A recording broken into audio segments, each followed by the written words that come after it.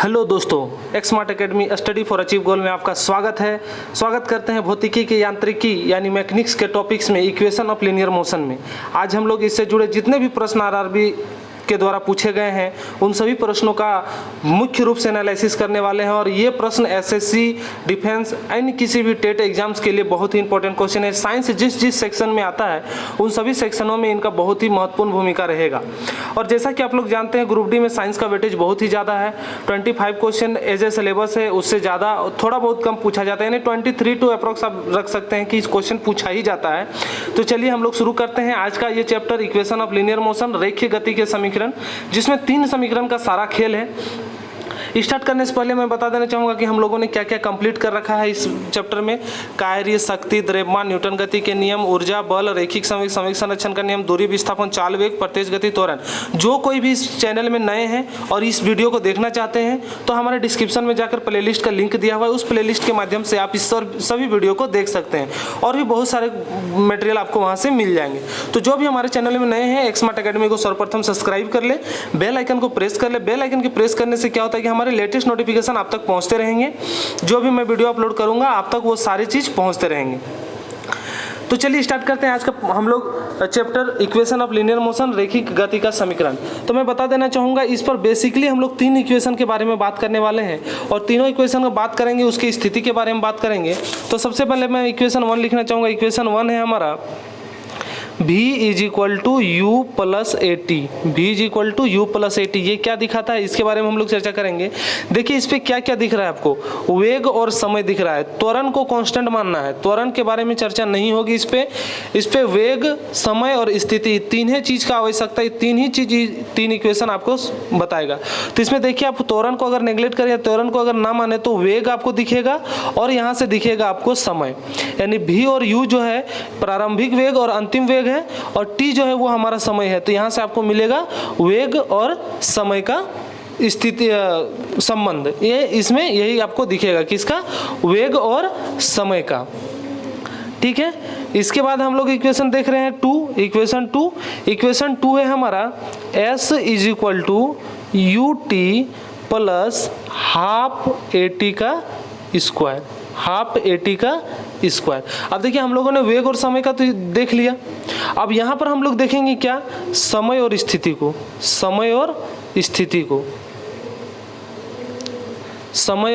स्थिति को त्वरण को नेग्लेक्ट करना है। प्रारंभिक वेग दिया हुआ है, एक वेग से हम लोग कभी भी वेग की स्थिति को नहीं ज्ञात करेंगे। इस बात को, कॉन्सेप्ट को सिर्फ याद रखने के तौर पर आप इसे याद रख सकते हैं।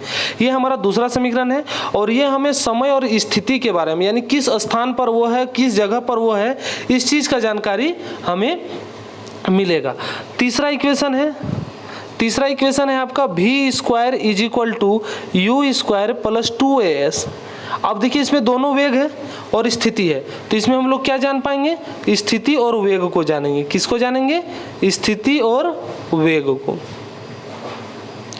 स्थिति और वेग के बारे में हम लोग इसमें जानेंगे। तो ये चीज, यही इक्वेशन से आप सारे क्वेश्चन को, जितना भी इससे रिलेटेड क्वेश्चन, अगर ये चीज आप समझ गए कि sir v is equal to you plus A t वेग समय को दर्शाएगा, s is equal to U T plus half A t square समय स्थिति को दिखाएगा, v square is equal to you square plus 2as ये स्थिति और वेग को बीच में संबंध दिखाएगा।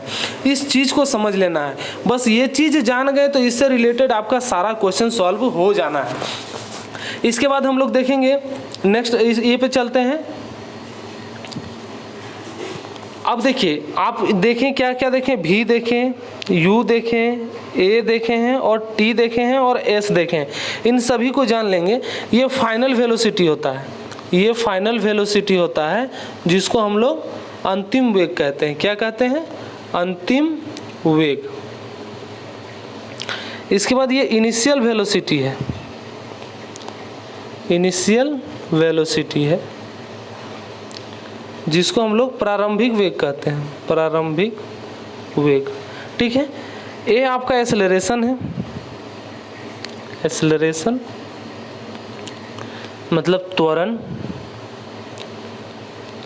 उसके बाद टी तो सभी को जान रहे हैं, टाइम है यानी समय।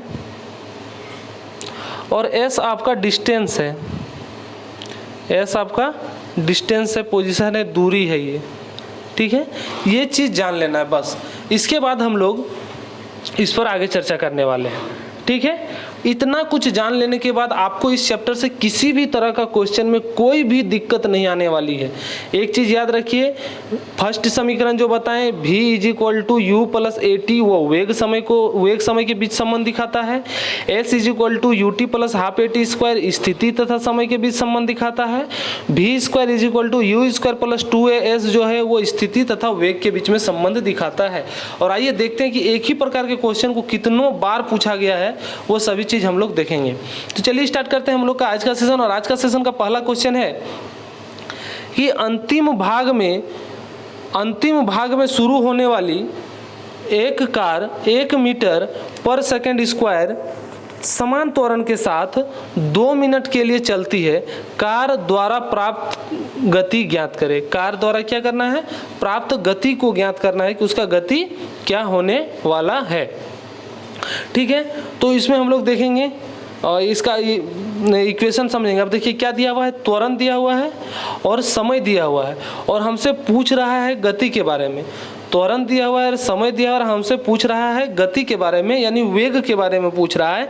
तो याद रखिए त्वरण को तो हम लोग लेते नहीं हैं, अब हम लोग के पास समय है और हमको वेग चाहिए। तो कौन सा समीकरण का संबंध बताता है? तो पहला समीकरण सर, और पहला समीकरण है v = u + at, ठीक है। यही चीज बता रहा है कि यही सर पहला समीकरण है। और इसमें बोल रहा है कि 1 मीटर पर सेकंड समान त्वरण से, यानी इसका इनिशियल वेलोसिटी जो होगा यानी प्रारंभिक वेग वो क्या होगा? 0 होगा, ठीक है, 0 होगा। तो उस पर हम लोग चर्चा करेंगे। 0 हो जाएगा और भी हमको फाइंड आउट करना है। तो भी फाइंड आउट करना है, u 0 हो गया, a दिया हुआ है आपको, और a दिया हुआ है 1 और t आपका दिया हुआ है 2 मिनट। तो 2 मिनट में कितना सेकंड हो जाएगा? 2 मिनट में यानी 2 × 60, यही ना होगा, 2 × 60, ठीक है, 2 × 60। तो v = क्या हो जाएगा? 120 मीटर पर सेकंड, ठीक है, 120 मीटर पर सेकंड। आप इसमें किसी में भी पर सेकंड लगा के, अगर ऑप्शन ए तो ऑप्शन ए सही हो जाएगा। ऑप्शन में थोड़ा सा यहाँ पे मिस्टेक है, तो ऑप्शन ए या ऑप्शन बी, ऑप्शन सी, ये तीनों ही चारों ही सेम है, लेकिन इसका आंसर क्या हो जाएगा? v = 120 मीटर पर सेकेंड, ठीक है। तो इस पर नहीं जाना है, नेक्स्ट क्वेश्चन की ओर चलते हैं। नेक्स्ट क्वेश्चन हमारा है कि स्थिर अवस्था से शुरू होने के बाद एक नाव एक सीधी रेखा में नियत दर से 3 मीटर पर सेकंड के त्वरण से 8 सेकंड तक गति करती है। इस समय के दौरान नाव द्वारा तय की गई कुल दूरी ज्ञात कीजिए। अब बोल रहा है कि स्थिर अवस्था से एक नाव चलना शुरू करता है, प्रारंभ करता है सीधी रेखा में, नियत दर से जो चल रहा है, और उसका त्वरण दिया है 3 मीटर पर सेकंड स्क्वायर, 3 मीटर पर सेकंड स्क्वायर त्वरण से 8 सेकंड तक गति करती है। 8 सेकंड यानी टाइम भी दे दिया है, 8 सेकंड तक गति करती है। तो इस समय के दौरान नाव द्वारा तय की गई कुल दूरी ज्ञात करें। अब देखो कुल दूरी पूछ रहा है, मतलब एस पूछ रहा है, कुल दूरी कहने का मतलब एस पूछ रहा है। अब स्थिति और समय के बीच का संबंध कौन सा है? स्थिति और समय, क्योंकि समय दिया है 8 सेकंड, त्वरण तो हम लोग नहीं देखते हैं, त्वरण तो दिया ही है, लेकिन समय दिया है। तो स्थिति और समय के बारे में, तो स्थिति और समय सर समीकरण 2, s = ut + ½ at का स्क्वायर, यही होता है सर, ठीक है। तो इस पे अब हम लोग वैल्यू पुट करेंगे, हमको तो ऐसे ही फाइंड आउट करना है। और देखिए पहले बोल रहा है स्थिर अवस्था से प्रारंभ है, यानी प्रारंभिक स्थिति क्या होगा? प्रारंभिक वेग 0 होगा, तो t भी यहाँ पर 0 हो जाएगा।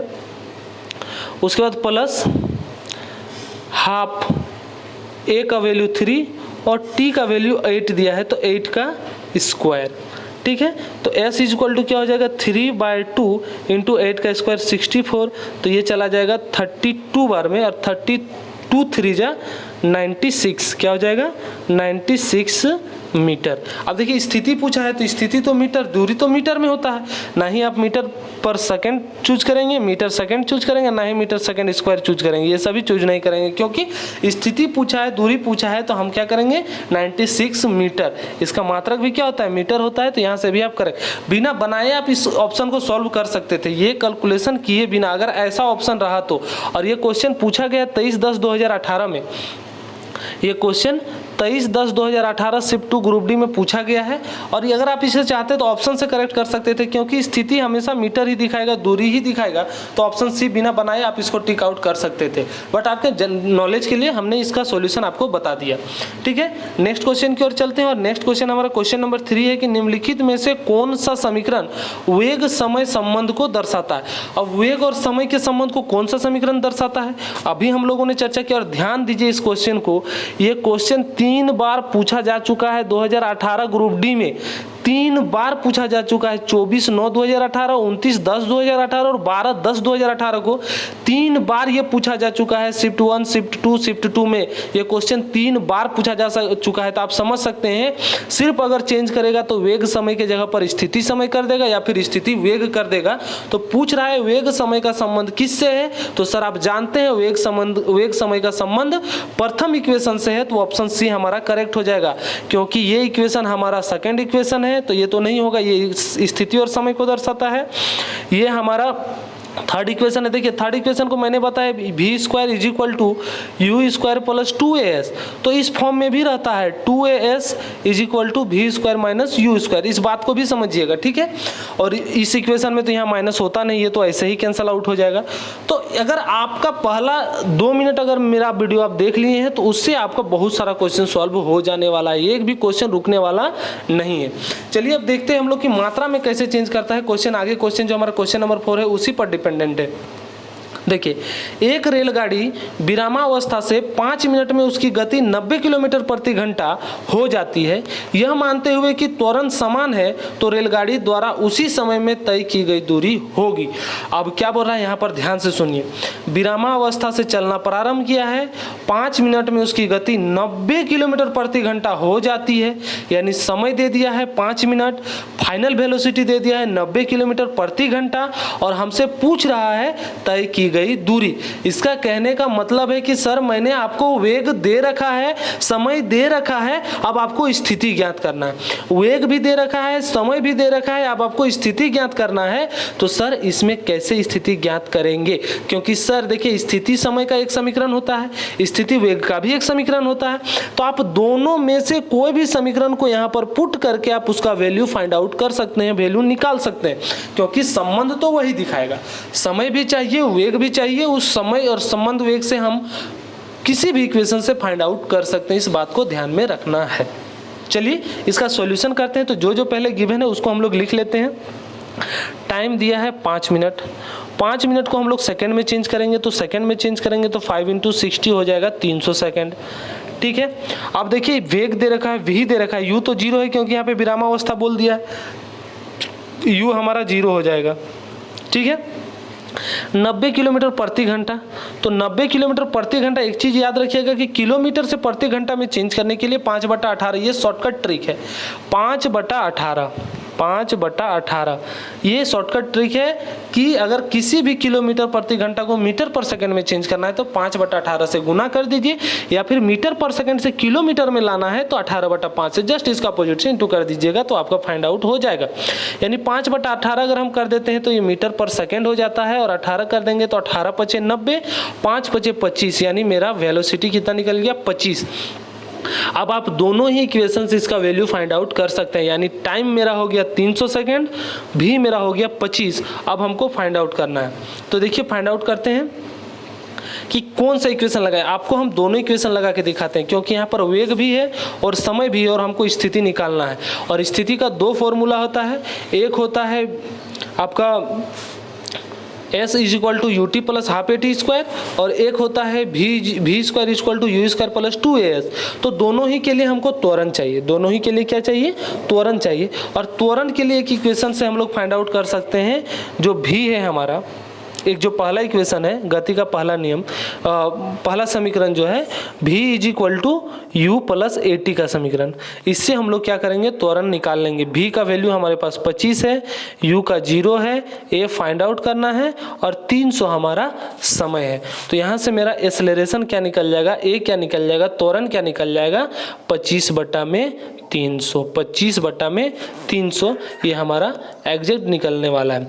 अब इसको ऐसे ही रहने देते हैं और आगे हम लोग फाइंड करते हैं। अब ध्यान रखिएगा एक चीज़, अब हम लोग याद रखने वाली चीज़ ये है कि टी हमारा हो गया, टी हो गया 300 सेकेंड, भी हो गया 25 मीटर पर सेकेंड, और ए हो गया आपका 25/300 मीटर पर सेकेंड स्क्वायर। ये चीज हो गया। अब हमको निकालना है। अब किसी भी इक्वेशन में आप पुट कीजिए, किसी भी इक्वेशन में, यानी लास्ट के दो इक्वेशन में, मतलब स्थिति और समय वाले में, तो आपका वैल्यू निकल के आ जाएगा। देखिए हम लोग पुट करते हैं एस बराबर U T plus half A T का स्क्वायर में। ठीक है, इसमें हम लोग पुट करेंगे। चलिए एस हमको निकालना है, यू टी यानी जीरो हो गया क्योंकि वो तो जीरो है, यू टी कहने का मतलब जीरो हो गया क्योंकि विरामावस्था से चलना प्रारंभ किया है, हाफ यानी 1/2, ए यानी 25/300, और टी मतलब 300 गुना 300। ठीक है, 300 गुना 300, तो 300 से 300 कैंसिल हो जाएगा, एस बराबर यहाँ से कैंसिल हो जाएगा ये 150 बार में। अब यहाँ पर गुना हो जाएगा 25 जीरो का 0, 25 25 125 के 5 हाथ में 12, 25 के 25 और 12 हो जाएगा आपका 37, यानी 3750 मीटर। ये हमारा क्या आएगा, मीटर में आएगा। तो सारे ऑप्शन तो किलोमीटर में है, तो किलोमीटर में जैसे ही हम इसको चेंज करेंगे 3 डिजिट के बाद पॉइंट लग जाएगा, यानी यहाँ पर पॉइंट लग जाएगा 750 मीटर, यानी 3.75 किलोमीटर हो जाएगा। 3.75 क्या हो जाएगा, किलोमीटर, यानी ऑप्शन डी जो होगा हमारा करेक्ट होगा। ऑप्शन डी क्या होगा, करेक्ट हो जाएगा हमारा। ठीक है, इस बात को याद रखना है। चलिए अब नेक्स्ट क्वेश्चन की ओर देख रहे हैं कैसा, बस आपको फंसाने के लिए इतना किया हुआ था। ए नहीं दिया है, समय दे दिया है, वेग दे दिया है ना, तो इस चीज में कंफ्यूज नहीं होना है। आप दूसरा भी इक्वेशन लगा के बनाना चाहें तो बना सकते हैं। दूसरा इक्वेशन जो हमारा है वो क्या है, v square is equal to you square plus 2as है। ठीक है, v स्क्वायर यानी 25 का स्क्वायर हो जाएगा सर, u का तो 0 हो जाएगा, 2as यानी 25/300 गुना s, ये होता है। अब 25 गुना में 25 बट्टा में 25 ऊपर चला जाएगा 300 बराबर हो जाएगा s, यानी ये ले आए, इसको ले आए ऊपर इधर। ठीक है, इस बात को समझिएगा। एक 25 से 25 कैंसल, एक 25 से 25 कैंसल। अब इसको इनटू कीजिएगा तो आपका यही ऑप्शन डी आ जाएगा।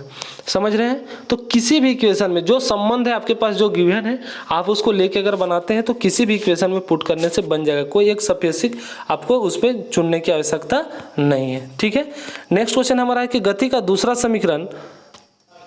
समीकरण अब याद कीजिए, पहला समीकरण हम लोग क्या बताए थे, वेग समय, दूसरा समीकरण स्थिति समय, तीसरा समय स्थिति वेग। तो यहाँ पर बोल रहा है कि क्या होगा, यहाँ पर क्या होगा और समय के बीच, यानी समय और किसके बीच में संबंध दिखाता है दूसरा इक्वेशन। तो दूसरा इक्वेशन किसके बीच में संबंध दिखाता है, स्थिति और समय के बीच में, स्थिति और समय के बीच में, यानी ऑप्शन डी जो होगा वो करेक्ट हो जाएगा। ऑप्शन डी जो होगा वो करेक्ट हो जाएगा। इस बात को याद रखिएगा, पहला समीकरण सर वेग और समय, वेग समय, दूसरा समीकरण सर, दूसरा समीकरण स्थिति समय, दूसरा समीकरण स्थिति समय, और तीसरा समीकरण हो जाएगा आपका स्थिति और वेग, स्थिति और वेग। इस बात को याद रखना है। ठीक है, नेक्स्ट क्वेश्चन की ओर चलते हैं।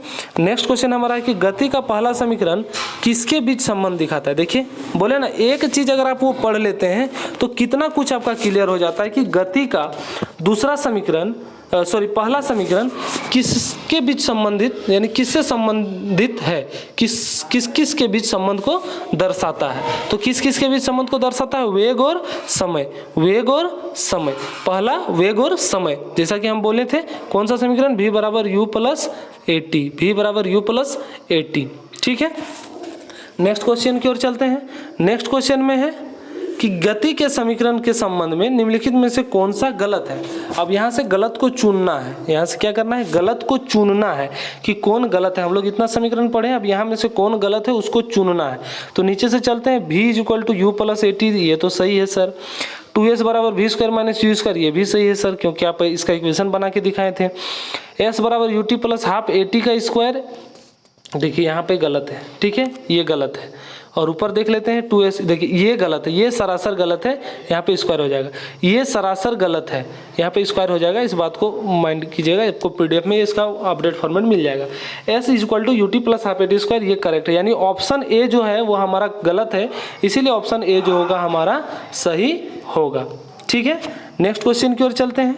नेक्स्ट क्वेश्चन है हमारा, यदि एक कार अपनी प्रारंभिक स्थिति से 20 सेकंड में 144 किलोमीटर प्रति घंटा की गति तक समान रूप से त्वरित होती है तो यह कितनी दूरी तय करेगी। अब ध्यान दीजिए, जैसा क्वेश्चन हम लोगों ने पहले सॉल्व किया वही क्वेश्चन है। समय दे दिया है 20 सेकंड, वेग दे दिया है किलोमीटर पर घंटा में 144। तो आपको क्या करना है, पहले इसको मीटर पर सेकंड में चेंज करना है, फिर इससे त्वरण निकालना है, तब इससे दूरी निकलेगा। तो त्वरण निकालने के लिए पहला समीकरण यूज करेंगे, v equal to you plus A t, वहाँ से त्वरण निकालेंगे और दोनों में से किसी भी समीकरण को यूज करके हम लोग उसका स्थिति यानी दूरी ज्ञात कर सकते हैं। तो ये आप लोग के लिए एच डब्ल्यू रहा, ये आप लोग के लिए क्या रहा, एच डब्ल्यू रहा। इसका आंसर हम कमेंट में या अपने टेलीग्राम चैनल पर चाहते हैं। ठीक है, बहुत बच्चों ने अपना होमवर्क अच्छे से किया था, जिसका देख के हमें बहुत, और उससे एडिशनल जानकारी आपको जितना भी मिलता हो आप उस पर अटैच कर सकते हैं।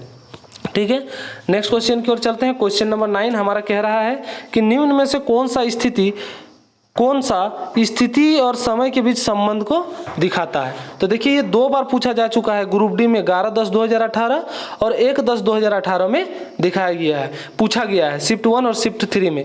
यानी ग्रुप डी 2018 में बहुत बार ये क्वेश्चन पूछा जा चुका है और कौन स्थिति और समय के बीच का संबंध को दर्शा रहा है। तो स्थिति हम देखेंगे एस और समय देखेंगे टी। तो कहाँ दिखा रहा है एस और टी, तो ऑप्शन डी, यानी s is equal to U T plus half A T का स्क्वायर जो है सर वो समय और स्थिति को दिखाता है, समय और स्थिति के बीच संबंध को दर्शाता है। यानी ऑप्शन डी जो होगा वो हमारा करेक्ट आंसर हो जाएगा। नेक्स्ट क्वेश्चन की ओर चलते हैं। नेक्स्ट क्वेश्चन हमारा है कि 1 केजी द्रव्यमान वाली एक वस्तु पूरब की ओर 2 मीटर पर सेकंड से एक समान वेग के साथ गतिमान है। इस पर उत्तर की ओर 1.5 न्यूटन का बल लगाया जाता है। 2 सेकंड के बाद वस्तु के विस्थापन का मान ज्ञात कीजिए। अब कह रहा है विपरीत से इसका बल लगाया जा रहा है, यानी पूरब की ओर जा रहा है और उत्तर की ओर से बल लगाया जा रहा है। तो यहाँ से बोल रहा है कि इसकी स्थिति ज्ञात कीजिए। कितने सेकंड में, 2 सेकंड में। कितने सेकंड में, 2 सेकंड में। ठीक है, यानी यहाँ से हमको फाइनल वेलोसिटी दे दिया है सर, टी दे दिया है सर, और एफ दिया है और एम दिया है। तो एफ का फॉर्मूला से हम लोग त्वरण निकाल लेंगे। ठीक है, और हमारे पास समय भी है और हमको पूछा क्या है, विस्थापन पूछा है, मतलब एस पूछा है, स्थिति पूछा है। तो समय है, अगर त्वरण मिल जाए तो हम लोग स्थिति को फाइंड आउट कर सकते हैं इजीली। तो चलिए निकालते हैं। इसका acceleration f is equal to m a होता है सर। तो f का मान दिया हुआ है 1.5, m का मान दिया हुआ है 1 और a, तो a इज इक्वल टू हो जाएगा 1.5 मीटर पर सेकेंड स्क्वायर। यानी a मेरा कितना फाइंड आउट हो गया, 1.5 मीटर पर सेकेंड स्क्वायर। 1.5 मीटर पर सेकेंड स्क्वायर, इस बात को नोट कर लिए। अब हमको चाहिए स्थिति। तो स्थिति का फॉर्मूला क्या होता है, s is equal to U T plus half A t में स्क्वायर। ठीक है, तो s हमको फाइंड आउट करना है।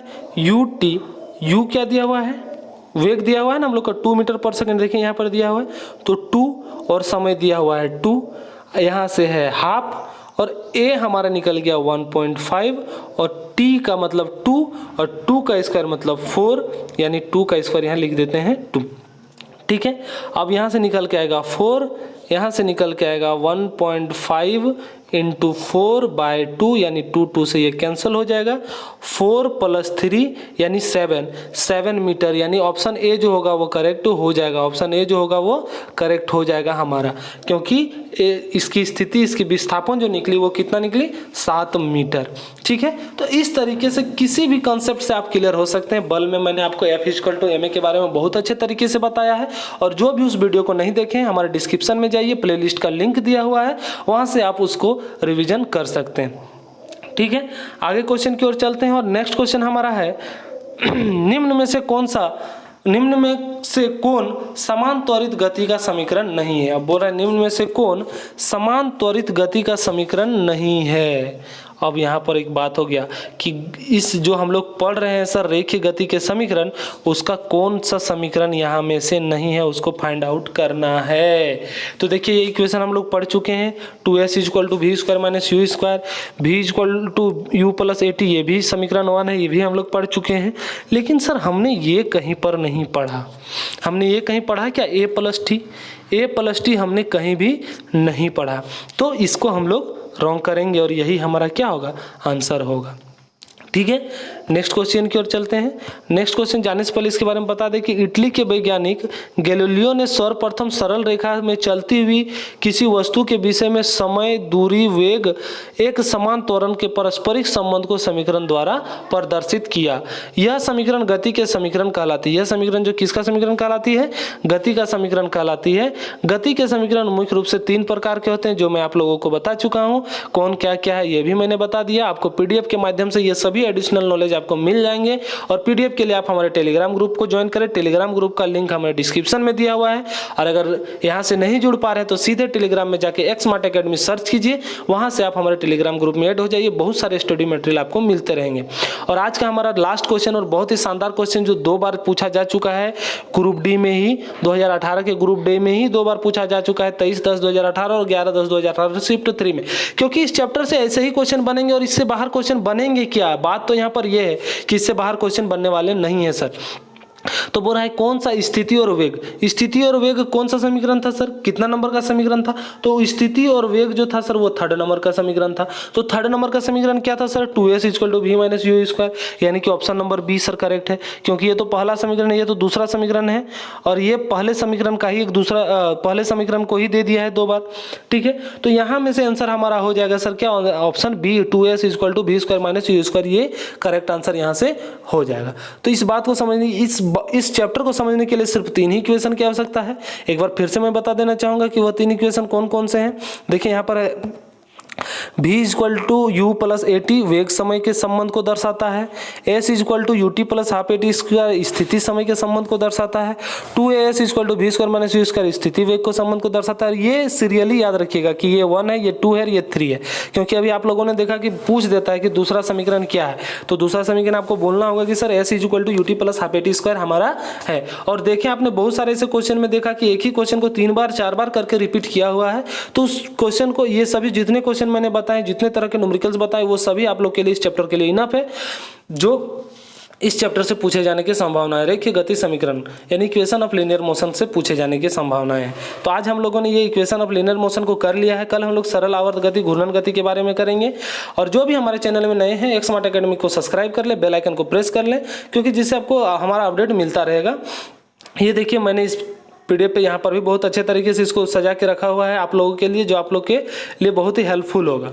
ठीक है, तो जो भी हमारे चैनल को सब्सक्राइब नहीं किए हैं सब्सक्राइब कर ले, बेल आइकन को प्रेस कर ले। पीडीएफ के लिए टेलीग्राम ग्रुप में जुड़ जाएं।